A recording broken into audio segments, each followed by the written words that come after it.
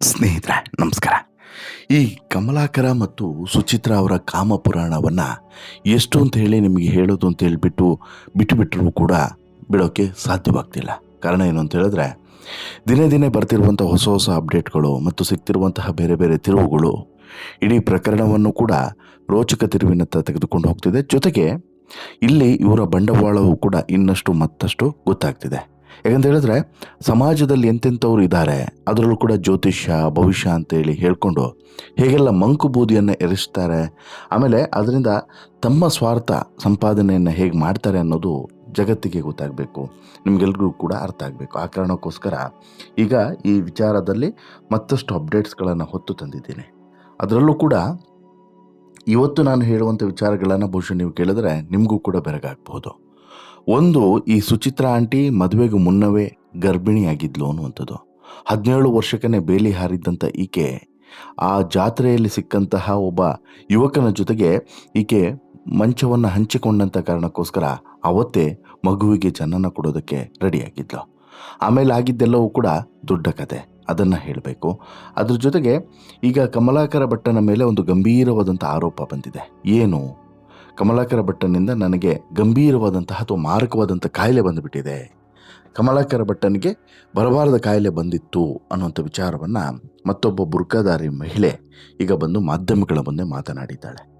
ಆಕೆ ಮಾತನಾಡಿರೋದು ಎಷ್ಟು ಸತ್ಯ ಎಷ್ಟು ಸುಳ್ಳು ಅದು ಗೊತ್ತಿಲ್ಲ, ಆದರೆ ಆಕೆ ಆರೋಪವನ್ನಂತೂ ಹೊರಿಸಿರೋದು 100ಕ್ಕೆ 100 ನಿಜ. ಹಾಗಾದರೆ ಏನು ಆಕೆಯ ಆರೋಪ? ಇನ್ನು ಈ ಕಮಲಾಕರ ಇದನ್ನಲ್ಲ, ಕಮಲಾಕರ ಸಾಮಾನ್ಯವಾದಂಥ ಕಲಾಕಾರ ಅಲ್ಲ ಅನ್ನೋದನ್ನು ಈಗಾಗಲೇ ಸಾಕಷ್ಟು ಸಲ ಹೇಳಿದ್ದೀನಿ. ಅದಕ್ಕೆ ಸಂಬಂಧಪಟ್ಟಂತಹ ಸಂಗತಿಯೂ ಕೂಡ ಇದೆ. ಅವೆಲ್ಲವನ್ನು ಕೂಡ ಒನ್ ಬೈ ಒನ್ ನೋಡ್ತಾ ಹೋಗೋಣ. ಅದಕ್ಕಿಂತ ಮುಂಚೆ ನೀವು ಇನ್ನೂ ಕೂಡ ನಮ್ಮ ಚಾನಲನ್ನು ಸಬ್ಸ್ಕ್ರೈಬ್ ಮಾಡಿಲ್ಲ ಅಂದರೆ ದಯವಿಟ್ಟು ಕೂಡಲೇ ಸಬ್ಸ್ಕ್ರೈಬ್ ಮಾಡಿ ಸ್ನೇಹಿತರೆ.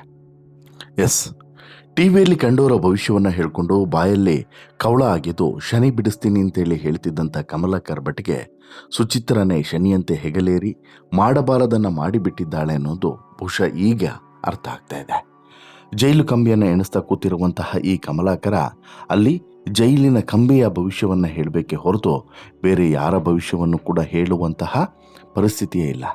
ಈಗ ತನ್ನದೇ ಭವಿಷ್ಯ ಹೀಗಾಗುತ್ತಲ್ಲ ಅಂತ ಹೇಳ್ಬಿಟ್ಟು ಈತನಿಗೆ ಗೊತ್ತಿರಲಿಲ್ವಾ ಅನ್ನುವಂಥ ಪ್ರಶ್ನೆಯೂ ಕೂಡ ಮೂಡೋದಂತೂ ಸಹಜ. ಎಂತಹ ದುರಂತ ಅಲ್ವಾ ಈ ಜ್ಯೋತಿಷಿಗಳದು ಅನ್ನುವಂಥವು ಕೆಲವರ ಅಭಿಪ್ರಾಯ.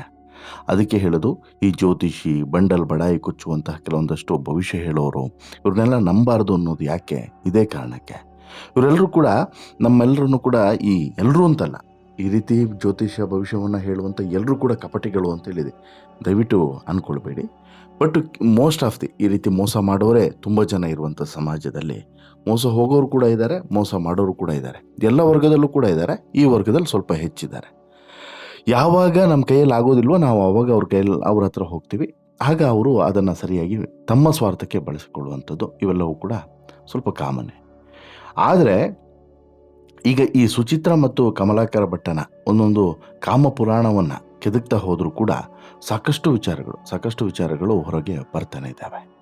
ಅಂದರೆ ಇಲ್ಲಿ ನೋಡಿ, ಒಂದು ರೀತಿಯಲ್ಲಿ ಇವರಿಬ್ಬರು ಯಾವ ರೀತಿ ಕಾಮಕ್ರಿಮಿಗಳು ಅನ್ನೋದಕ್ಕೆ ಸಾಕ್ಷಿಯಾಗಿ ಕೆಲವೊಂದಷ್ಟು ಘಟನೆಗಳು ಈಗ ಬರ್ತಾ ಇದ್ದಾವೆ.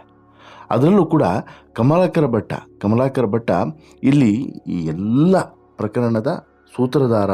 ಯಾವಾಗ ಈ ವಸಂತ ನಾಯಕ ಹತ್ಯೆ ಆಯ್ತಲ್ಲ, ಇದರಲ್ಲಿ ಸೂತ್ರಧಾರನೇ ಈ ಕಮಲಾಕರ ಭಟ್ಟ ಅನ್ನೋದು ಕೂಡ ಗೊತ್ತಾಗಿದೆ. ಆತನೇ ಎಲ್ಲರಿ ಅದೇನಾಗುತ್ತಾಗಲಿ ನೋಡೋಣ ಅಂತೇಳ್ಬಿಟ್ಟು ಹೇಳಿದ್ದ ಅನ್ನುವಂಥ ಮಾತುಗಳು ಕೂಡ ಕೇಳ್ತಾ ಇದೆ. ಇನ್ನು ಸುಮಾ ನಾಯ್ಡು ಅನ್ನುವಂತಹ ಮಹಿಳೆಯೊಬ್ಬರು ಮಾತನಾಡಿದ್ದಾರೆ. ಅವ್ರು ಏನು ಮಾತನಾಡಿದರು? ನಾನು ಸುಚಿತ್ರಳನ್ನು ಕಮಲಾಕರನಿಗೆ ಪರಿಚಯ ಮಾಡಿಸಿದಷ್ಟೇ. ಭಟ್ರು ಜೇನುತುಪ್ಪ ಬೆಲ್ಲ ಇದ್ದರೆ ಕಳಿಸು ಅಂತೇಳಿ ನನ್ನನ್ನು ಕೇಳ್ತಾ ಇದ್ರು, ನಾನು ಕಳಿಸ್ತಾ ಇದ್ದೆ. ಅವರು ಫೋನ್ಪೇಯನ್ನು ಮಾಡ್ತಾಯಿದ್ರು ಅಂತಲೂ ಕೂಡ ಹೇಳ್ತಾರೆ. ಇನ್ನು ಕಮಲಾಕರ್ ಭಟ್ ಕುತ್ತಿಗೆಯಲ್ಲಿ ಇದ್ದಂತಹ ತನ್ನ ಚೈನ್ ಮೂಲಕ ಸುಚಿತ್ರೆಗೆ ತಾಳಿ ಮಾಡಿಸಿ ಹಾಕಿದರು. ಆಗಲೇ ನನಗೆ ಅವರಿಬ್ಬರು ಮದುವೆ ಆಗಿದ್ದಾರೆ ಅಂತ ಹೇಳ್ಬಿಟ್ಟು ಗೊತ್ತಾಗಿದ್ದು. ಕಮಲಾಕರ್ ಭಟ್ಗೆ ಸುಚಿತ್ರಳನ್ನು ಪರಿಚಯ ಮಾಡಿಸಿದ್ದೆ ನಾನು. ಜೊತೆಗೆ ಕಮಲಾಕರ್ ಭಟ್ಗೆ ಬುದ್ಧಿ ಹೇಳಿದರೆ ಸೀದಾ ಅದನ್ನು ಸುಚಿತ್ರೆಗೆ ಹೋಗಿ ವರದಿಯನ್ನು ಒಪ್ಪಿಸ್ತಿದ್ರು. ಸುಚಿತ್ರ ನನ್ನ ಜೊತೆಗೆ ಜಗಳ ಆಡಿ ಕೊನೆಗೆ ನನ್ನ ಸಂಸಾರವನ್ನೇ ಒಡೆದ್ಲು ಅಂತಲೂ ಕೂಡ ಸುಮಾ ನಾಯ್ಡು ತನ್ನ ನೋವನ್ನು ತೋಡಿಕೊಂಡಿದ್ಲು. ಅಂದರೆ ಇವ್ರು ಎಂಥವ್ರು ಅನ್ನೋದಕ್ಕೆ ಸಾಕ್ಷಿ ಇದು. ಈ ಸುಚಿತ್ರಾ ಮತ್ತು ಕಮಲಾಕರ್ ಅವರು ಈ ಪರಿಚಯ ಆಗಿದ್ದೇ ಈ ಮಹಿಳೆಯಿಂದ. ಕೊನೆಗೆ ಇದೇ ಮಹಿಳೆಗೆ ಸರಿಯಾಗಿ ಇಟ್ಬಿಡ್ತಾರೆ. ಇಷ್ಟಾಯ್ತಲ್ಲ, ಇಷ್ಟಕ್ಕೆ ನಿಂತಿಲ್ಲ, ಈ ಕಮಲಾಕರ ಭಟ್ಟ ಮತ್ತು ಸುಚಿತ್ರಾ ಅವರ ಲವ್ ಕಹಾನಿ. ಇಲ್ಲಿ ಸುಚಿತ್ರಾಗೆ ಸಂಬಂಧಪಟ್ಟಂತೆ ಮತ್ತೊಂದು ವಿಚಾರನೂ ಕೂಡ ಬಹಿರಂಗ ಆಗಿದೆ. ಬಹುಶಃ ಈಕೆ ಎಂತಹ ಕ ಕ- ಬಹುಶಃ ಈಕೆ ಎಂತಹ ಮದವೇರಿದ ಮದನಾರಿ ಅನ್ನೋದಕ್ಕೆ ಸಾಕ್ಷಿಯಾಗಿ ಈ ಘಟನೆ ನಿಲ್ತದೆ. ಜೊತೆಗೆ ಸುಚಿತ್ರಾಳ ಕರಾಳ ಇತಿಹಾಸ ಒಂದೊಂದಾಗಿ ಹೊರಗಡೆ ಬರ್ತಾ ಇದೆ. ಜ್ಯೋತಿಷಿ ಕಮಲಾಕರ ಭಟ್ನ ಜೊತೆಗೆ ಇವತ್ತು ಇಷ್ಟೆಲ್ಲ ಆಟವಾಡಿರುವಂಥ ಈಕೆ ಮದುವೆ ಆಗೋದಕ್ಕಿಂತ ಮುಂಚೆನೂ ಕೂಡ ಸಿಕ್ಕಾಪಟ್ಟೆ ಆಟ ಆಡಿದ್ಲು ಅನ್ನೋದು ಕೂಡ ಈಗ ಗೊತ್ತಾಗಿದೆ. ಈ ಸುಚಿತ್ರಾಳ ಮೂಲ ಹೆಸರು ಸುರೇಖಾ. ಅವ್ರಿಗೊಪ್ಪ ಜಾತ್ರೆಯಲ್ಲಿ ಮಹೇಶ್ ಜಟ್ಯಾನಾಯಕ್ ಜೊತೆಗೆ ಪರಿಚಯ ಆಗುತ್ತೆ. ನಂತರ ಆ ಸುರೇಖಾ ಒಂದು ರೀತಿಯಲ್ಲಿ ಈ ಮಹೇಶ್ ನಾಯಕನ ಜೊತೆಗೆ ಅಲ್ಲಲ್ಲಿ ಸುತ್ತೋದು, ಅಲ್ಲಲ್ಲಿ ತಿರುಗೋದು ಇವೆಲ್ಲವೂ ಕೂಡ ನಡೀತಾ ಇರ್ತದೆ. ಪರಿಚಯ ಪ್ರೇಮಕ್ಕೆ ತಿರುಗಿ ಸುಮಾರು 5 ವರ್ಷಗಳ ಕಾಲ ಇವರಿಬ್ಬರು ಕೂಡ ಪ್ರೀತಿಸ್ತಾ ಇರ್ತಾರೆ.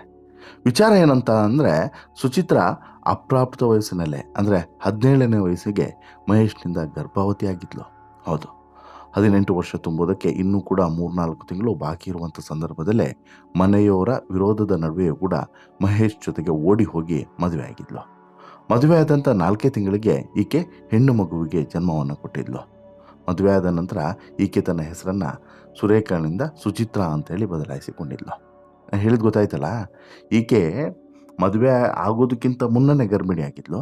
ಮದುವೆ ಆಗಿ 3-4 ತಿಂಗಳಲ್ಲೇ ಡೆಲಿವರಿನೂ ಕೂಡ ಆಗೋಯ್ತು. ಅಂದರೆ ಸಾಮಾನ್ಯವಾಗಿ ಮದುವೆ ಆಗಿ 1 ವರ್ಷ 10 ತಿಂಗಳು ಇಲ್ಲಾಂತ ಹೇಳಿದ್ರೆ ಒಂದು ಸ್ವಲ್ಪ ಗ್ಯಾಪ್ ತೆಗೆದುಕೊಂಡು ಆಮೇಲೆ ಡೆಲಿವರಿ ಆಗೋದು ಕಾಮನ್. ಬಟ್ ಇದು ಹಾಗಲ್ಲ, ಮುಂಚೆನೇ ಮುಹೂರ್ತ ಎಲ್ಲದೂ ಕೂಡ ಮುಂಚೆನೇ ಫಿಕ್ಸ್ ಆಗಿತ್ತು.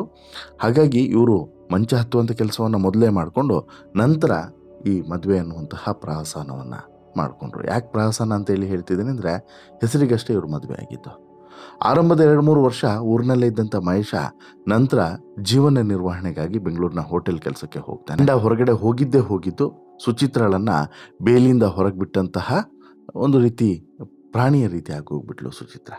ಯಾಕೆ ಅಂತ ಹೇಳಿದ್ರೆ, ಕಂಡವರ ಮೇಲೆ ಈಕೆಗೆ ಮೋಹ ಬರ್ತಾ ಹೋಯಿತು.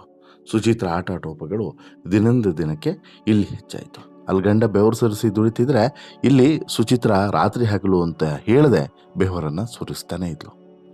ಇದಾದ ಬಳಿಕನೇ ನೋಡಿ ಈ ಹಂತವಾಗಿ ಒಬ್ಬೊಬ್ಬರೇ ಪರಿಚಯ ಆಗ್ತಾ ಹೋಗ್ತಾರೆ. ಇದು ಮಹೇಶನ್ಗೂ ಕೂಡ ಗೊತ್ತಾಗುತ್ತೆ.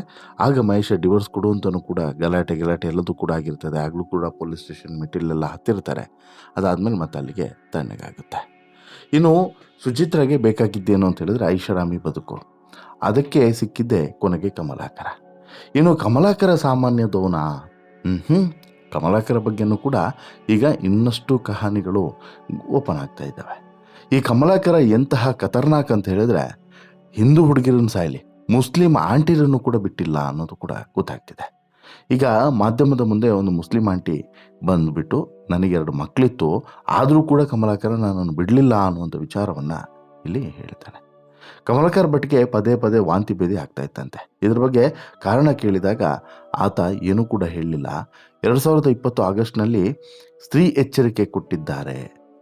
ಅಂದರೆ ಒಂದು ರೀತಿಯಲ್ಲಿ ಇಲ್ಲಿ ಕಮಲಾಕರನಿಗೆ ಗಂಭೀರವಾದಂಥ ಕಾಯಿಲೆ ಇದೆ ಅನ್ನೋಂಥ ಆರೋಪವನ್ನು ಹೊರಿಸಿದಂಥ ಈ ಮಹಿಳೆ ಯಾರು ಏನು ಅಂತೇಳಿ ಕೆದಕ್ತಾ ಹೋದಾಗ ಒಂದು ವಿಚಾರ ಹೊರಗಡೆ ಬಂತು. ಏನಂತ ಹೇಳಿದ್ರೆ, ಈಕೆ ಹೆಸರು ಬೇಡ, ಈಕೆ ಒಂದು ಈ ಸಾಗರದ ಸಮೀಪದ ಒಂದು ಹಳ್ಳಿಯಲ್ಲಿದ್ದಂತಹ ಮಹಿಳೆ. ಈಕೆಗೆ 2 ಮಕ್ಕಳು, ಗಂಡ ತೀರ್ಕೊಂಡಿರ್ತಾನೆ. ಹೀಗೆ ಕೆಲಸ ಬೇಕು ಅಂತ ಹೇಳ್ಬಿಟ್ಟು ಈಕೆ ಏನು ಮಾಡ್ತಾಳೆ, ಈ ಕಮಲಾಕರ ಭಟ್ಟನ ಕಾಂಟ್ಯಾಕ್ಟನ್ನು ತೆಗೆದುಕೊಂಡು ಕಮಲಾಕರ ಭಟ್ಗೆ ಕಾಂಟ್ಯಾಕ್ಟ್ ಮಾಡ್ತಾಳೆ. ನಂತರ ಕಮಲಾಕರ ಭಟ್ಟೆ ಒಂದಿನ ಸಂಜೆ ಫೋನ್ ಮಾಡ್ತಾನೆ. ಫೋನ್ ಮಾಡಿಬಿಟ್ಟು ಹೀಗೆ ನೀವು ಕೆಲಸ ಕೇಳಿದ್ರಂತೆಲ್ಲ, ಕೆಲಸ ಕೊಡಿಸ್ತೀನಿ ಅಂತ ಹೇಳ್ಬಿಟ್ಟೆಲ್ಲ ಕೇಳಿ ಎಲ್ಲದು ವಿಚಾರಿಸ್ತಾನೆ. ಈ ಮಹಿಳೆ ಜೊತೆಗೆ ಮಾತನಾಡ್ತಾ ಸ್ವಲ್ಪ ಕ್ಲೋಸ್ ಆಗ್ತಾ ಹೋಗ್ತಾನೆ. ಒಂದಿನ ಬೆಂಗಳೂರಿಗೆ ಹೋಗೋವರೆಗೂ ಕೂಡ ಕಾರಲ್ಲಿ ಮಾತಾಡಿದ್ದಾನಂತೆ. ಡ್ರೈವರ್ ಕಾರ್ ಓಡಿಸ್ತಿದ್ರೆ ಈತ ಫೋನಲ್ಲಿ ಮಾತನಾಡಿದ್ದಾನೆ. ಬೆಂಗಳೂರಿಗೆ ಹೋಗೋವರೆಗೂ ಕೂಡ ಮಾತನಾಡಿದ್ದಾನೆ. ಹೀಗೆ ಕ್ಲೋಸ್ ಆಗ್ತಾ ನಂತರ ಕೆಲಸದ ವಿಚಾರ ಹೋಗುತ್ತೆ, ಬೇರೆ ವಿಚಾರ ಬರುತ್ತೆ. ನಂತರ ಇವರ ನಡುವೆ ಒಂದು ರೀತಿಯಲ್ಲಿ ಸಂಬಂಧಗಳು ಬೆಳೆಯೋದಕ್ಕೆ ಶುರುವಾಗ್ತವೆ. ಸಂಬಂಧಗಳು ಯಾವ ರೀತಿ ಬೆಳೀತದೆ ಅಂತ ಹೇಳಿದ್ರೆ, ಅದು ಬೇರೆ ರೀತಿಯಾದಂಥ ಸಂಬಂಧದವರೆಗೂ ಕೂಡ ಹೋಗಿಬಿಡುತ್ತೆ. ಬಾಯ್ಬಿಟ್ಟು ಹೇಳಬೇಕು ಅಂತ ಹೇಳಿದ್ರೆ, ಇದೊಂದು ರೀತಿಯಲ್ಲಿ ಮಂಚದ ಸಂಬಂಧದವರೆಗೂ ಕೂಡ ಹೋಗ್ತದೆ. ಅದಾದ ಬಳಿಕ ಇಲ್ಲಿ ಮಹಿಳೆ ಒತ್ತಾಯ ಮಾಡ್ತಾಳೆ, ನೀನು ನನ್ನನ್ನು ಮದುವೆ ಆಗಬೇಕು ಅಂತೇಳಿ. ಇವನು ಕೂಡ ಆರಂಭದಲ್ಲಿ ಹೋಗಿದ್ದೆ, ಆ ರೂಟಿಗೆ ಹೋಗಿದ್ದೆ, ನಿನ್ನನ್ನು ನಾನು ಮದುವೆ ಆಗ್ತೀನಿ ಅಂತ ಹೇಳ್ಬಿಟ್ಟು. ನಂತರ ಮದುವೆ ಆಗ್ತೀನಿ ಅಂತಾನೆ, ಮನೆಯಲ್ಲೂ ಕೂಡ ಮಾತನಾಡ್ತೀನಿ ಅಂತಾನೆ, ಏನೇನೋ ಸರ್ಕಸ್ ಎಲ್ಲ ಆಗಿ ಕೊನೆಗೆ ಮನೆಯವ್ರ ಜೊತೆಗೂ ಕೂಡ ಮಾತನಾಡ್ತಾನೆ, ಆ ಮುಸ್ಲಿಂ ಮಹಿಳೆಯ ಜೊತೆಗೆ ಮಾತನಾಡ್ತಾನೆ. ಮನೆಯಲ್ಲಿ ಸಹಜವಾಗಿ ವಿರೋಧ ಇತ್ತು, ಬಟ್ ಏನೇನೋ ಮಾಡಿ ಕೊನೆಗೆ ಇಲ್ಲ ಮದುವೆ ಆಗ್ತೀನಿ ಅಂತೇಳಿ ಹೇಳಿ ಏನೇನೋ ಮಾಡಿ ಮಂಗ ಮಾಡಿ ಅವರನ್ನು ಹೋಲಿಸ್ಕೊಳ್ತಾನೆ. ಬಟ್ ಅದಾದ ಬಳಿಕ ಆಕೆಯ ಜೊತೆಗೂ ಕೂಡ ಆಟ ಆಡಿದಂಥ ಈತ ಆಕೆಯ ಜೊತೆಗೆ ಸ್ವಲ್ಪ ಹಣವನ್ನು ಕೊಟ್ಟು ಕಾಂಪ್ರಮೈಸ್ ಮಾಡ್ಕೊಳ್ಳೋದು ಹಾಗೆ ಹೀಗೆ ಅಂತೇಳ್ಬಿಟ್ಟು ನಾಟಕವನ್ನು ಮಾಡಿ ಸ್ವಲ್ಪ ಹಣವನ್ನು ಕೊಟ್ಟು ಈ ಪ್ರಕರಣವನ್ನು ಸೈಲೆಂಟ್ ಮಾಡಬೇಕು ಅನ್ನುವಂಥ ಪ್ರಯತ್ನವನ್ನು ಮಾಡ್ತಾನೆ. ಬಟ್ ಆಕೆ ಸುಮ್ಮನಿರೋದಿಲ್ಲ. ಆಕೆ ಸಾಕಷ್ಟು ಫೈಟನ್ನು ಮಾಡ್ತಾಳೆ, ಬಟ್ಟು ಒಂದು ಹಂತದವರೆಗೆ ಮಾಡಿ ನಂತರ ಸುಮ್ಮನೆ ಆಗಿಬಿಡ್ತಾಳೆ. ಈಗ ಯಾವಾಗ ಈ ಪ್ರಕರಣ ಹೊರಗಡೆ ಬಂತೋ ಆಗ ಆಕೆಯನ್ನು ಕೂಡ ಈಗ ಬಹಿರಂಗವಾಗಿ ಬಂದು ಮಾಧ್ಯಮದಲ್ಲಿ ಮಾತನಾಡಿದ್ದಾಳೆ. ಮತ್ತು ಈ ಕಮಲಾಕರ ಭಟ್ಟನಿಗೆ ಗಂಭೀರವಾದಂತಹ ಮಾರಕವಾದಂಥ ಕಾಯಿಲೆ ಇದೆ ಅಂತಲೂ ಕೂಡ ಇಲ್ಲಿ ಆಕೆ ಆರೋಪವನ್ನು ಹೊರಿಸಿದ್ದಾರೆ. ಈ ಮಾರಕ ಕಾಯಿಲೆಯನ್ನು ಆತ ಎಲ್ಲ ಸ್ತ್ರೀಯರಿಗೂ ಕೂಡ ಹಂಚ್ತಾ ಹೋಗಿದ್ದಾನೆ ಅನ್ನೋದು ಕೂಡ ಗೊತ್ತಾಗಿದೆ. ಅಂದರೆ ಕಮಲಾಕರ್ ಭಟ್ಟನಿಗೆ ಪದೇ ಪದೇ ವಾಂತಿ ಭೇದಿ ಆಗ್ತಾಯಿತ್ತು. ಇದಕ್ಕೆ ಕಾರಣ ಕೇಳಿದಾಗ ಅವನೇನು ಕೂಡ ಹೇಳಲಿಲ್ಲ. ಇನ್ನು ನಮ್ಮ ಅಕ್ಕನಿಗೆ ಯಾವುದೇ ಸಂಪರ್ಕ ಇಲ್ಲ ಅಂತ ಹೇಳ್ಬಿಟ್ಟು ತಂಗಿ ಹೇಳಿದ್ಲು. ಆಗ ಅವರು ಕಾಯಿಲೆ ಮನುಷ್ಯನಿಗೆ ಬರದೆ ಮರಕ್ಕೆ ಬರುತ್ತಾ ಅಂತಲೂ ಕೂಡ ಪ್ರಶ್ನೆ ಮಾಡಿದರು.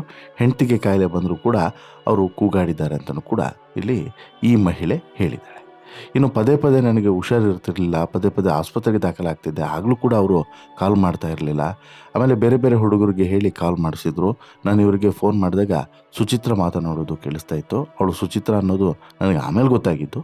ಸೋಷಿಯಲ್ ಮೀಡಿಯಾದಲ್ಲಿ ನನ್ನ ಫೋಟೋವನ್ನು ಹಾಕಿ ಒಂದು ರಾತ್ರಿಗೆ ಇಷ್ಟು ರೂಪಾಯಿ ಅಂತೆಲ್ಲ ಪೋಸ್ಟ್ ಕೂಡ ಹಾಕಿದ್ಲು ಅಂತಲೂ ಕೂಡ ಈ ಮಹಿಳೆ ಆರೋಪವನ್ನು ಮಾಡ್ತಾಳೆ ಸುಚಿತ್ರ ಮೇಲೆ. ಇನ್ನು ಕಮಲಾಕರ್ ಭಟ್ಗೆ ಎಂಥ ಮಾರಕ ಕಾಯಿಲೆ ಇದೆ, ಎಷ್ಟು ಹೆಣ್ಮಕ್ಳು ಬಲಿಯಾಗಿದ್ದಾರೋ ಏನೋ. ಸುಚಿತ್ರಾಗೆ ನಾನು ವಾರ್ನ್ ಮಾಡಿದರೂ ಕೂಡ ಕೇಳಲಿಲ್ಲ. ಕಷ್ಟ ಅಂತೇಳಿ ಬಂದಂಥ ಹೆಣ್ಮಕ್ಳಿಗೆ ಅವನು ಇದೇ ರೀತಿ ಬಳಸಿಕೊಳ್ತಾನೆ. ನನಗೆ ಮಕ್ಕಳಿದ್ದಾವೆ, ಬದುಕೋದು ಕಷ್ಟ, ದೇವರು ನನ್ನ ತೆಗೆದುಕೊಂಡು ಹೋಗಲಿ ಅಂತೇಳಿ ಕಾಯ್ತಾ ಇದ್ದೇನೆ ಅಂತೇಳ್ಬಿಟ್ಟು ಕಣ್ಣೀರನ್ನು ಹಾಕ್ತಿದ್ದಾಳೆ ಈ ಮಹಿಳೆ. ಒಟ್ಟಿನಲ್ಲಿ ಈ ಕಾಮಕ್ರಿಮಿ ಕಮಲಾಕರ ಇದ್ದಾನಲ್ಲ, ಈ ರೀತಿ ಸಾಕಷ್ಟು ಮಹಿಳೆಯರ ಜೊತೆಗೆ ಆಟ ಆಡಿದ್ದಾನೆ ಅನ್ನೋದಕ್ಕೆ ಸಾಕ್ಷಿ ಇದು.